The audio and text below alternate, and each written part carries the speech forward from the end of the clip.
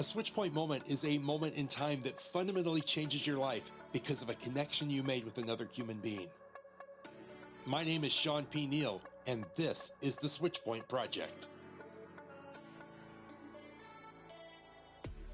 And welcome everybody to the Switch Point Project.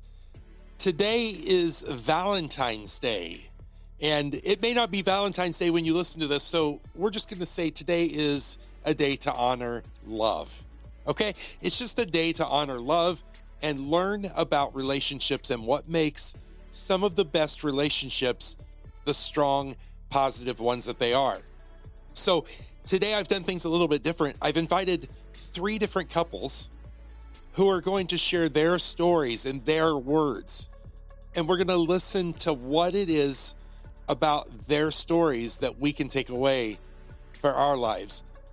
This is going to be a lot of fun, and I think you're really going to enjoy getting to know each one of them. Please take a minute, check out our sponsor, and I'll be right back with you right here on the Switch Point Project.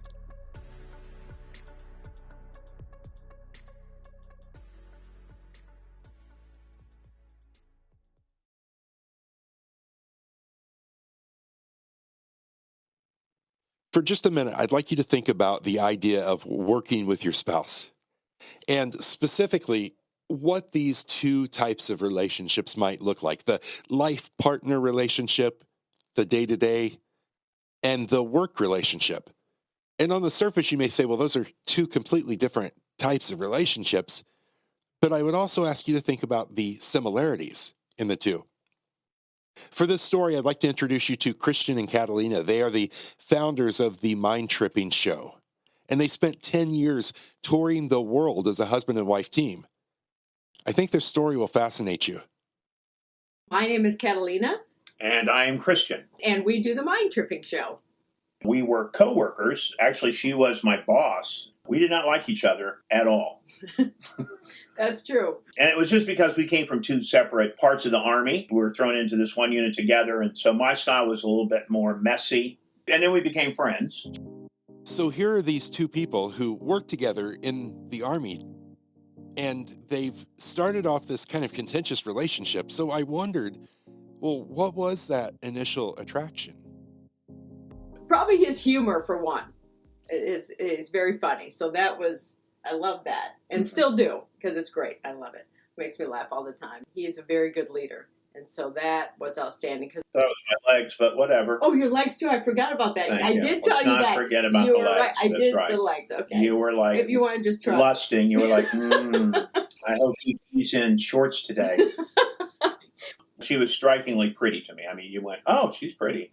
It's like, wow, she's outstanding. But then I think it was also her strength. She was not afraid to say what was on her mind a lot of times, which I thought was pretty amusing. And at the same time, that's pretty good. And then kind of the same thing. You start to see her in a different light when she wasn't yelling at me and she's yelling at other people. So, oh, I like that. She's got strength and she's able to handle situations. And I like a strong woman like that. Like, she did not have any trouble chewing butt. So that was outstanding.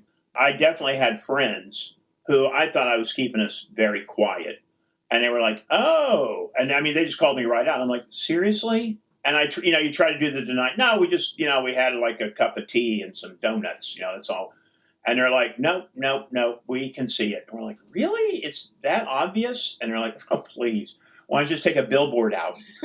So, yeah, apparently when you're in that euphoric state of initial. It's hard to hide. That is true. Because, you light up, they walk in a room, you're like, oh. And then you try, nope, nothing here. Yeah. I'm just normal. But your friends see it. Because, you see it in other people, right? But you think you're like James Bond, keeping it, down low, but you're not. I don't know. I thought I was pretty good at keeping it. You were. But that I wasn't. There you go. I mean, it's true. So I think if you're going to head towards, marriage, the movies like to make it seem like, oh, I don't know where he just da-da-da-da. And, you really have to know, do we have the same beliefs on so many levels?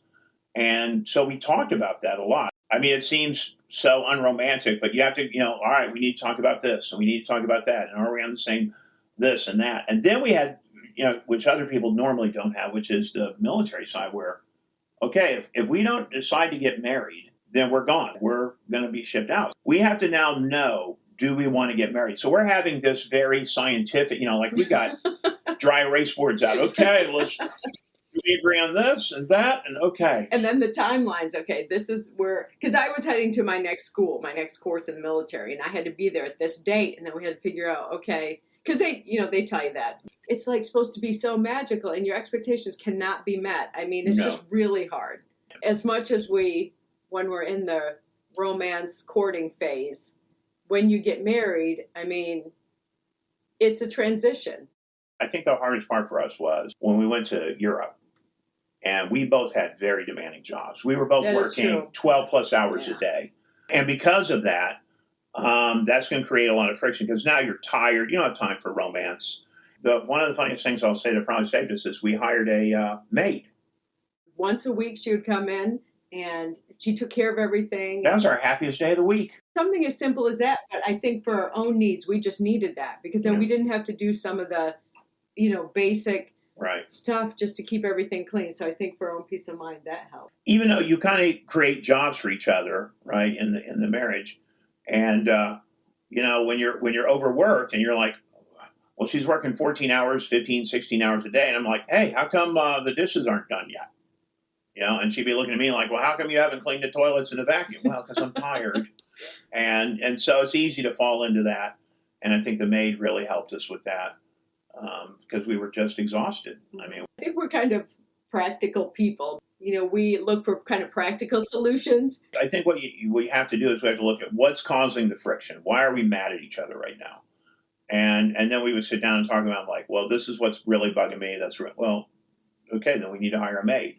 There you go. That simplifies that. Or we had to talk about we need to get out and have some fun. We're working so hard that we're not having fun anymore. When we were getting ready to retire from the Army and we were asking, well, what are we going to do? And I said, well, let's do this professional entertainment thing. Because apparently I was extremely naive and had no idea what I was getting into. And, but she amazingly just said, okay, let's do it. And I'm like, wow, okay, didn't expect that. So we went out and we did it. But that is when we realized the hard part actually began. Yeah. So the first, I would say at least 2 years was just the dark times. It was the dark times. Dark times. Because in the end, what we realized is, look, we have to have our own responsibilities. You're responsible for this. I'm responsible for that. It has to be clear because he makes decisions in that realm. I make decisions in my realm. And although we can get input from each other, there has to be a final word on whatever that decision is. So once we finally figured that, it's almost like taking a breath, like, whew. Because in the beginning, we would each be trying to do everything and things would be messed up. Like he would put a prop there and I'd move it over here, or you're responsible for that, but I thought you were doing that. The communication wasn't clear what we were doing. Or we'd argue over some decision. Or who's talking to clients, all the business side of it. He was doing some, I was doing some. It was just a mess. Yeah. And it wasn't clear. It wasn't organized. And so that took us about 2 years. And it's hard as a married couple to go, I'm in charge or I'm in charge. Because now, that's going to create its own issues. At the end, even if I don't like her decision on something, she's in charge. I think in any relationship, and you can even take the business out, each person has to be heard and feel as if their voice has meaning and is being listened to. So it's hard. That is hard to navigate because you can definitely come up against some walls. But once that happens and you're like, okay, your voice is heard. This is your opinion. This is your decision. Great. On either side. Got it. But you've got to speak up. When something's really bothering you, you have to go, this is what's bothering me right now. And be honest and say, here it is. We're putting it on the table. How do we fix it? And then you figure it out, right? I remember early on in our relationship, something that drove me nuts was if we had a horizontal surface in the house, she had shit on it. Like there was everywhere. And so I'm just walking in with my mug going, I have nowhere to put my mug. I'm losing my mind here. I can't put my mug down on anything. Because in his apartment, he had nothing on the surfaces. Everything was open. Open. But you have to say it, right? You can't just get angry because you'll find if you don't say exactly what's making you upset, no matter how ridiculous it sounds, if you don't say it, you'll end up arguing about something that's not the real problem. right? Well, I didn't like the way you said that. Well, really what you meant was, I have nowhere to put my mug. I would just like to put my mug down. If I had to say, I'm the more neurotic one in the relationship, for sure. He is definitely much more relaxed, stress-free. I'm the one that is the one that stresses the most. And I think he can really counterbalance me with that and just, calm me down. Just, like snap me out, make me laugh at something. And then you're like, okay, you're right. I don't need to be taking this so seriously. She likes to push us outside of our comfort zone. And so we're always trying something new. Or she'll say, we're going to do this. I'm like, I don't want, mother of God. I like some days I think I might be a hermit. Although I have friends who are like, no, you're so social. You're like, yeah, on stage or, when we're out in certain situations. But a lot of times I'm like, can we just lock the door and I'll just DoorDash for the rest of my life. So Cam's good at getting us out and pushing us beyond our comfort zone and making us do things. And even our ideas of marriage have changed, because I think when we talk about it, sometimes you're not meant to be together forever. It's okay. It's okay if you're only together for whatever that portion of your life is. Mm-hmm. Then you have grown. We grow and change. And I think when you're young, you do not realize that. You can't. Mm-hmm. But as you get older, things change, and it's okay if you're changing without that person. You needed them for that certain portion of your life. Now it's time to go out and do something different. Yeah. You can hear it in their voice. You can hear the laughter, and you can hear the trust, and you can hear the respect. If you'd like to learn more about Christian and Catalina, visit mindtrippingshow.com, and you can check out what they're doing.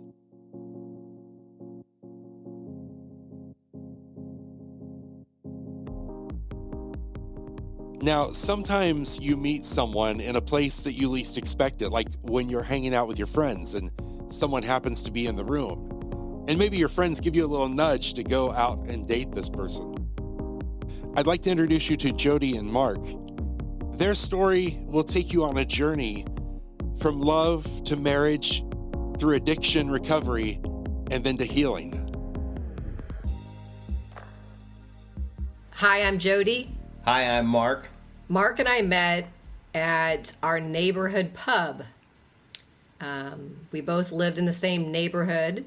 Place where we met was a place that we both spent a lot of time at. She actually had a next door neighbor who I'd gotten to know very well from hanging out. The next door neighbors thought that we should meet, so they kind of orchestrated a kind of a casual connection.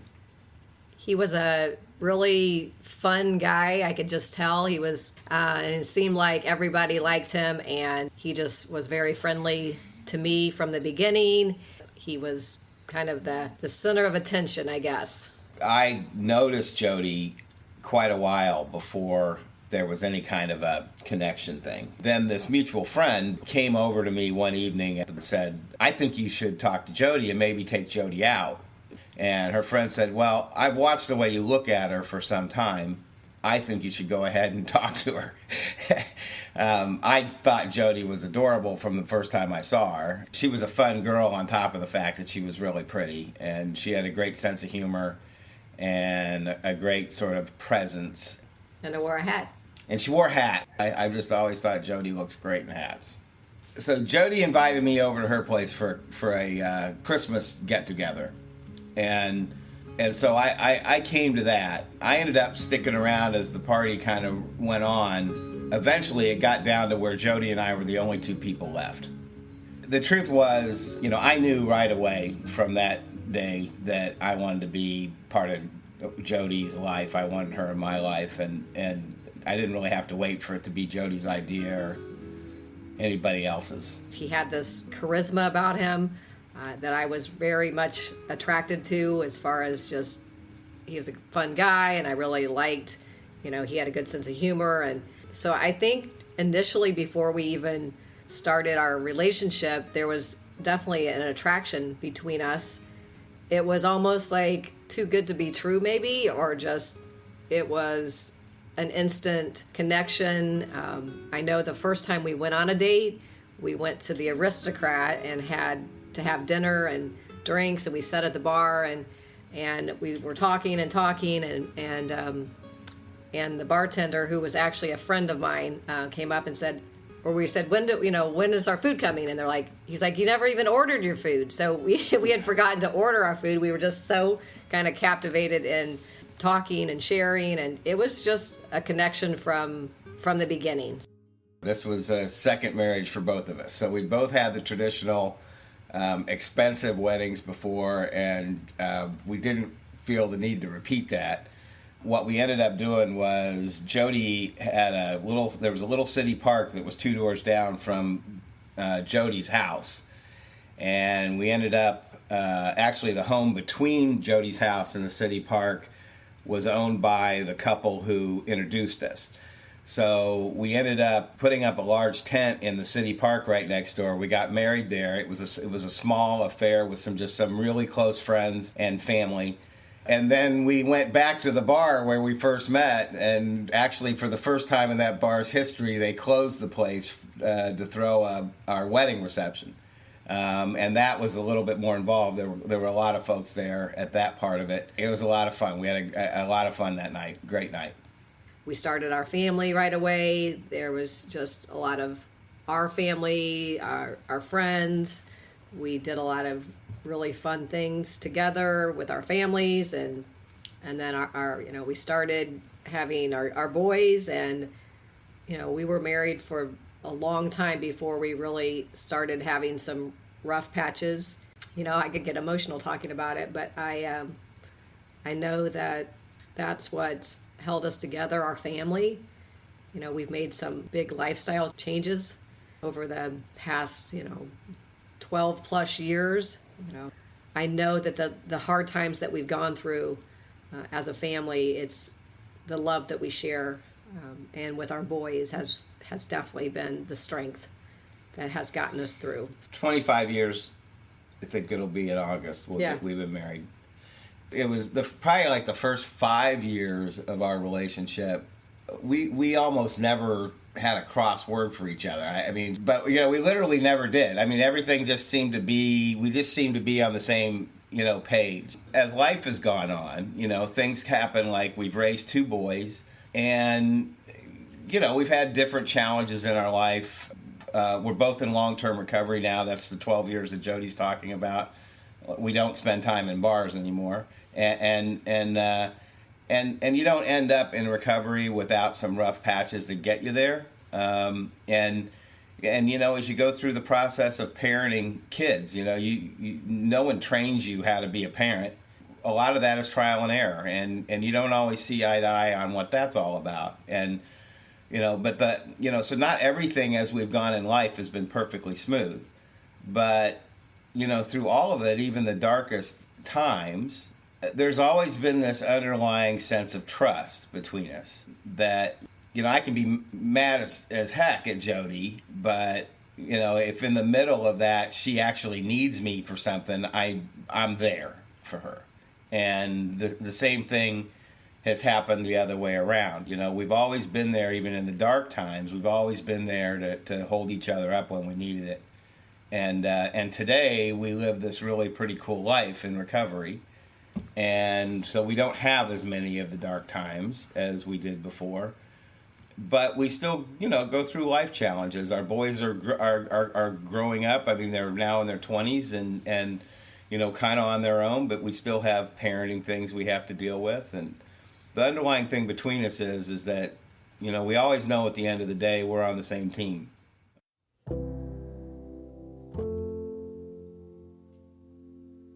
I know when we went through some rough patches early on in our recovery journey, there was a time when I reached out to a family member who happens to be a Catholic nun. We're not Catholic, but Mark's stepmother's family's Catholic, and so I spent some time talking to her, and she knew our story, and she knew what we had been going through, and she asked me, she said, "Do you think Mark believes in God?" And at that time I said, "I really don't think he does." And she encouraged me to be patient. She said, pray for patience and just know that it may take a lifetime for Mark. And I really didn't know if I had a lifetime in me to wait, because early on in my recovery, I connected to that higher power, and I call that God, and I call that the universe, and I had a real faith base as part of my journey, but I wasn't so sure about Mark.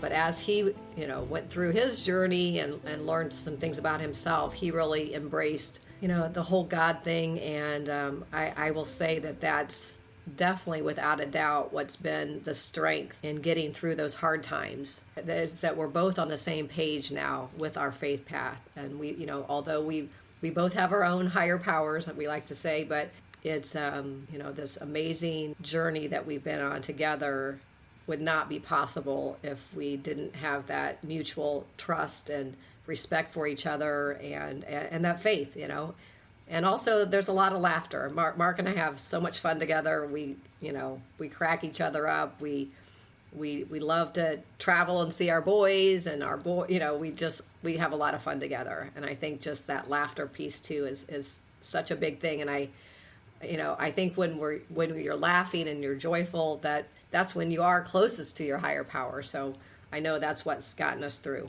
I think what I value most about Mark as a spouse is just that unconditional love that he has shown me, even back to the beginning when I was really at a very dark place in my life. Mark was there for me.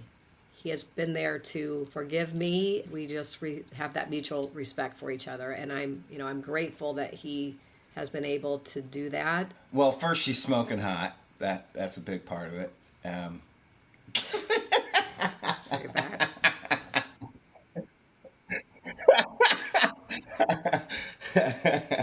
Hey, 25 years later, she's still pretty cute.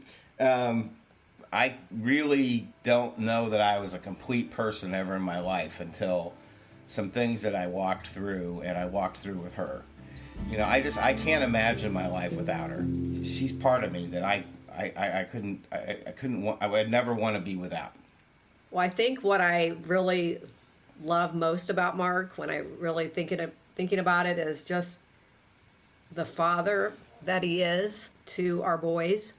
I never imagined in my wildest dreams that I would have this amazing man in my life. That we've raised these two boys. Sorry, and I know that they're such good young men, and I know it's because they have such a great father, and has just given our boys just an amazing strength. And I see it in their relationships and how they treat the girls in their life, and I just know that he's been a good example for them, and I'm so grateful that he's been able to be that strong person for them.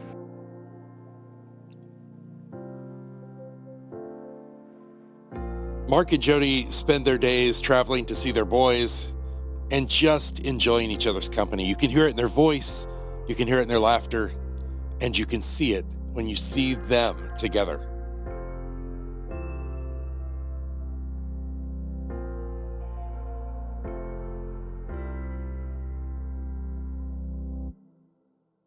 Autism.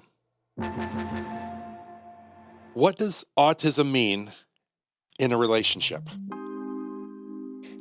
And if you realized in your adult life that you had autism, what kind of things would it open up for you? And what opportunities could a couple find in an autism diagnosis?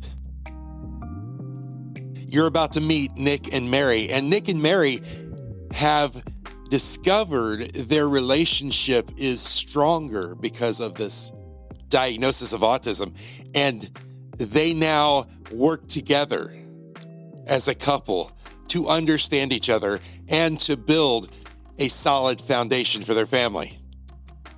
Let me introduce you to Nick. The way that I felt my entire life, the way that all of the things that I held back.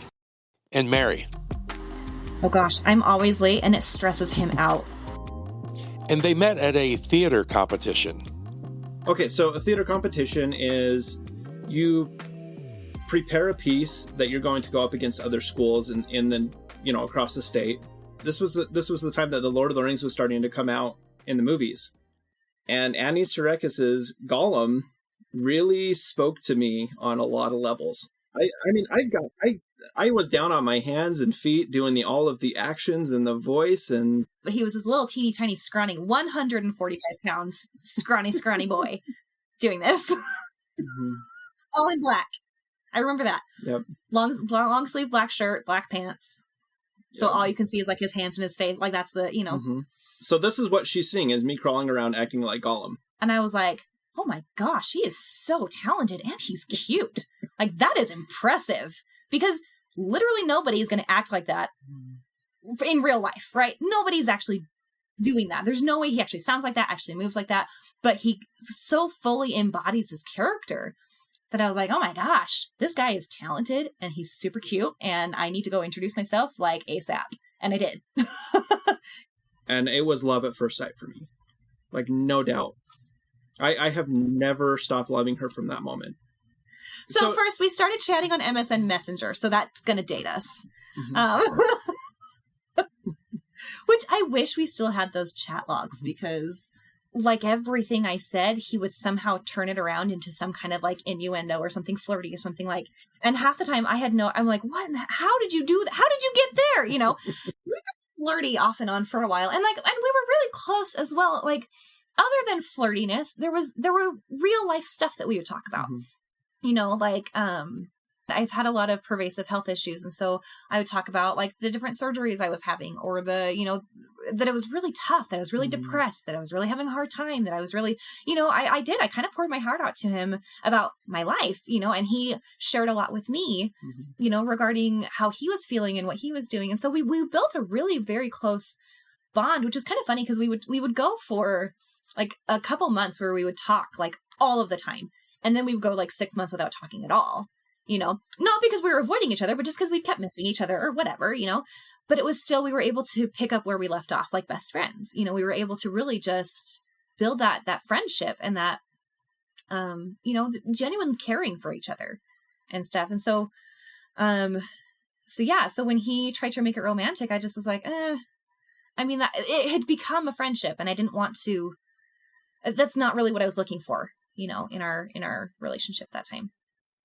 And so they went back and forth for several years. Nick ended up getting married, and Mary had a relationship here and there, and it just never quite connected for them until it did.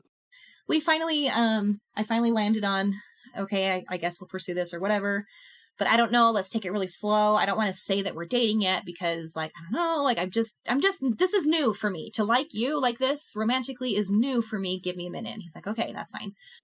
And so they took some time, they got to know each other in a new way, and then this happened. And so I dropped down and I pulled the ring out, and I'm like, will you marry me? We're just it's like in the parking lot next to the car. Yeah. Not romantic, but for me, it was very private and intimate for us. And so they got married, and they started living as a married couple. And they began realizing that the dynamics of their relationship, like communication, were starting to change. And so were the needs. Our entire friendship that we had built for so many years was very much direct, open communication. So it was just like, that was again on me too, that I just went in expecting that that's how our marriage was going to be, that everything was just going to be direct communication and open, and there wasn't going to be hint dropping and anything like that. It was just going to be an open, like the communication was just going to be direct and open, and it wasn't that way. There is expectations on both sides, but people don't communicate those. No, they just drop little hints. And I've never, ever been able to pick up on hints. Getting my autism diagnosis was a big eye-opener for us, because it's like, I'm like, okay, this makes sense. Like, for her, it's like, this makes sense why you missed so much makes sense. Everything. And I was as direct as I knew how to be at the time. You heard that right. Nick got an autism diagnosis in his 30s, and suddenly his whole world opened up, including his relationship. For a minute, when he was first diagnosed with autism, that I kind of felt like, not like I needed to parent him, but there were certain things that he had to relearn, and I needed to help him relearn. And one of them was emotionally learning how to recognize what emotions were being felt. He recently told me that like anybody that comes at him with any intense emotion, he reads as anger, and he has to like check and be like, okay, she's excited, she's not mad, you know. Like I'll have times where we're trying to get out the door, so I'm like, we need to do this and this and this and this and this, and he's like, are you mad at me? And I'm, no, I'm being efficient, just do it. You know, but like it just, there's, you know, that kind of cross, and like it's better now, I hope. At least you don't ask me if I'm mad at you anymore, because we've had years, and he's really like, he's taken the time to invest in figuring, like finding my tells and figuring out what I'm actually feeling, because for him, it hasn't been intuitive for him, so it's taken a lot more work for him to see how I'm feeling. So the fact that he can step in and be like, you're overheated, you're snapping at the kids, you're too emotional, you need to step back and I need to take over. That's huge that he can do that. But we've also gotten better about taking that healthy criticism to say, look, you are getting overheated, you need to step back. Well, yeah, because it's not a direct attack of like, you're a bad person. It's just like, you are very in this moment, and you need to step away because you're too in it, you know, too far in it. And I need that a lot. One of my traits with autism is I don't recognize how I'm feeling in myself, and sometimes the feelings that I have are not my own, and I don't know where they came from. Yeah, so sometimes when the kids are really overwrought, then he picks up on that, and then it kind of gets into him, and he's feeling that way, and it's hard. So when we find out something about ourselves, we kind of have two choices. The first one is to do something, and the second is not to do something. But doing something requires effort. And so we start to put strategies in place. And that's exactly what these two did. I wanted to make sure that the things that came out of my mouth were not a reflex reaction. Because you get those defensive, like, no, I need to stand up for myself. And it's like, you know what? There is not any one person in that conversation and in that fight and, you know, that disagreement that is necessarily right. You need to be willing to have the full conversation and accept what the other person is saying, because when you're having an argument, you're both right. But you need to figure out, okay, this other person has a genuine concern and they have their opinion, that I needed to hear what she had to say, and I needed to make sure what I was saying is what I actually felt and meant. Because I have had a lot of times where, and I've worked really hard on this, that I don't just say things off of just completely out of defense and stuff, because I have lost friendships and relationships by doing that. Mm-hmm. Mm-hmm. Take time to consider your response, because the couple of times that we have had those heated arguments have mostly been over text message, because I can write a lot faster than I can speak. And then that's when there were hurtful feelings things happen. hurt. Oh yeah, I had you go into the conversation without emotions, and that doesn't mean like deadpan, no emotion at all. And that doesn't mean that there's not going to be emotions that are going to come up on either side. But it means you go in with the understanding and with the intent to just purely communicate.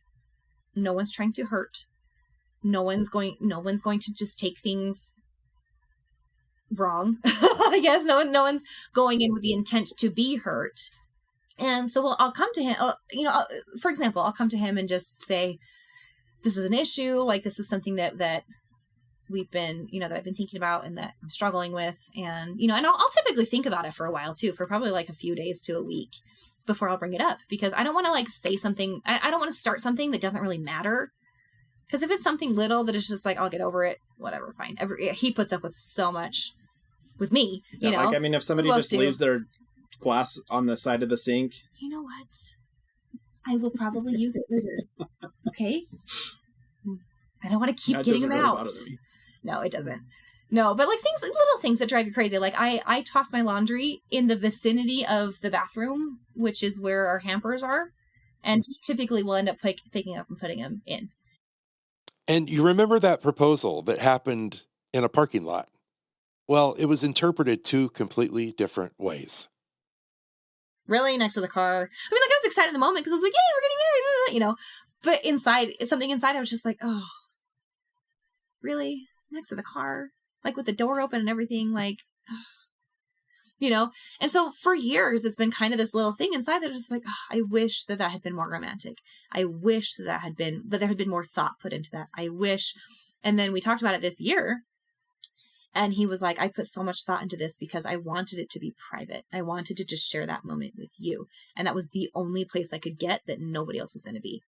And so then I was like, oh, okay, well, that makes sense. Okay. And so, it made me kind of appreciate more about, yeah, there is that thoughtfulness, but it looks different than expected, and so now like there's zero disappointment,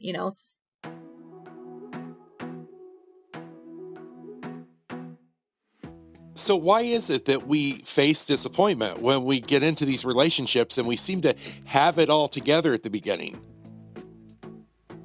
To get some answers, I reached out to a couple of people, and Nancy Lafferty is a counselor who had this to say about that.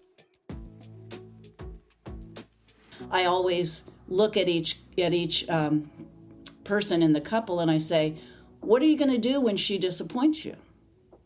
What will you do when he shows you how imperfect he is? And they are kind of surprised by that, because it's like, wait, what are you talking about? He's perfect. She's not going to disappoint me. She's the woman of my dream. Oh no, she's gonna make you sad. She's gonna make you mad. What are you going to do? And so that kind of startles them into the recognition that this might really be a lot more work than I thought. And it's that work that we do in the relationship that we need to do in ourselves first, because what we think, feel, believe, and value about ourselves is what we'll look for in a partner. Romance coach and founder of Romance by Choice, Bill Scalzetti, says this about love. You get the right to choose, because when you love and respect yourself, then other people can love and respect you. You see, to be in a relationship long term, when you know exactly what you're looking for, you know what is imperative for you, what is important to you, and what are your deal breakers. And every single individual is different. There are no two people who want exactly the same thing. But we have been, the only education we've ever gotten about relationships is, someday you're going to grow up, you're going to meet someone, you're going to fall in love, you're going to get married, you'll have children. Yeah, you'll have bumps in the road, there'll be ups and downs, you'll have arguments, but it'll all work out. And that's about all the education most of us ever received. So based on that, there isn't much information other than we think it's just going to fall from the sky. And that's not true. Because to have true love, you need to be able to communicate with your partner. You need to have shared interests. You need to respect each other. And we don't get enough training in our culture on how to be adults that disagree, how to be adults that have been disappointed, how to be adults that love each other, that are pretty unhappy today and pretty disappointed in a series of events. There are many good ways to talk to each other, but a lot of people don't know them. So there's a lot of training that needs to happen to help the communication. And of course, communication is key. To be able to say, could I have a few minutes to talk about this without throwing soup cans around the kitchen? And there you have it, my friends. Thanks so much for joining us today. I want to say a special shout out and thank you to all of our guests, Christian and Catalina, Mark and Jody, Nick and Mary, and of course, Bill Scalzetti from Romance by Choice and counselor Nancy Lafferty. Thank you all for joining us. I'll talk to you next time right here on the Switchpoint Project. The Switchpoint Project is part of the Switchpoint Media Network.